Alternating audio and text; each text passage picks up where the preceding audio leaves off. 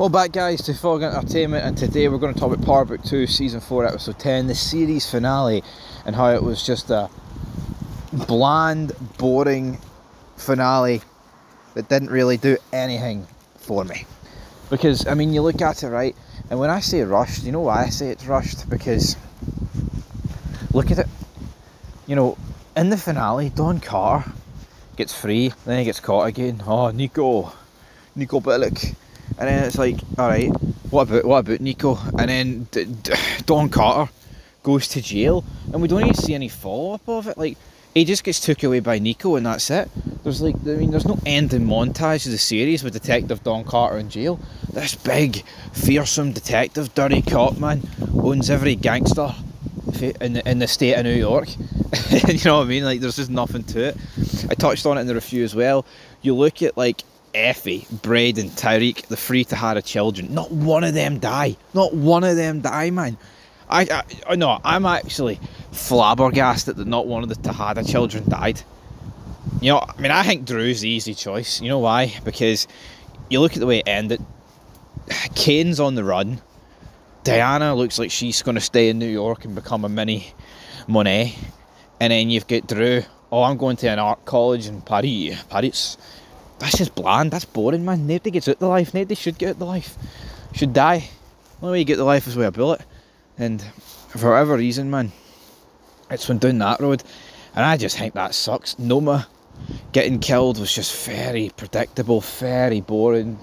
Kane to be the one to put a bullet in her head. I mean, the only actual surprise in the episode that I thought was good was Anya getting killed. But then she is like a D-list character, you know, a nobody.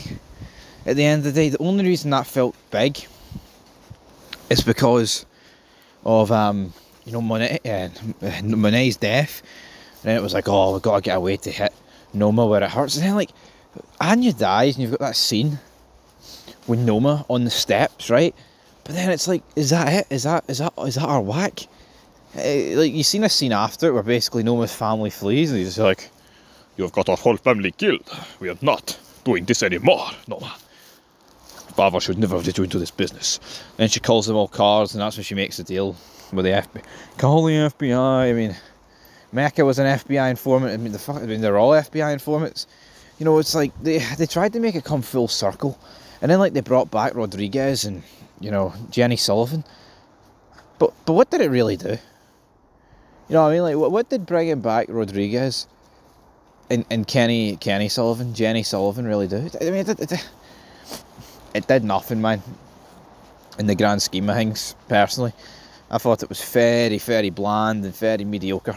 This finale, you know, it seems like they just, you know, I think Power Book 2 overall, it knew how to deliver action, but it didn't know how to deliver action with any substance. See the slow episodes, they were just, you know, you look at Raising Kanan, and I've seen a lot of people bury Raising Kanan. Raising Kanan is actually got good storytelling, and you know, there's actual like scenes, like see when like Marvin's talking to Gerald, and like when his daughter died and he read it, you know, that tugged on the heartstrings. I look at Power Book 2 and I honestly, I just don't see anything in the show to suggest like any of these characters. Like, when they died, I didn't feel a thing. Honestly, I felt more from when Gerald died and his kid died, because you could see Marvin was like properly like upset by it.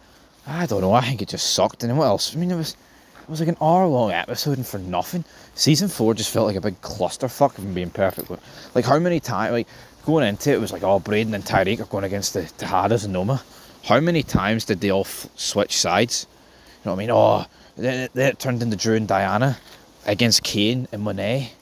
And then it turned to all the Tahadas were on the same side, but then Kane's teaming up with Noma. But then Drew's teaming up with Detective Carr. And Tyreek's back on Monet and Diana's court. And then it's going to be the Tahadas with one last stand against Noma. Oh, but then Drew's teaming up with Carr and Noma. Does no one see the problem with that, man?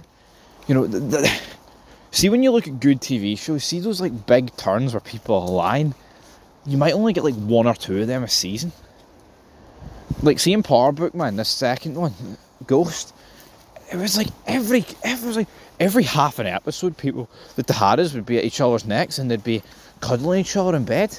Mama money, let me suck on the nipples. You know, it's honestly, I thought this season kind of went off the fucking rails. Like, yeah, there were some episodes that were really good and some episodes that were entertaining.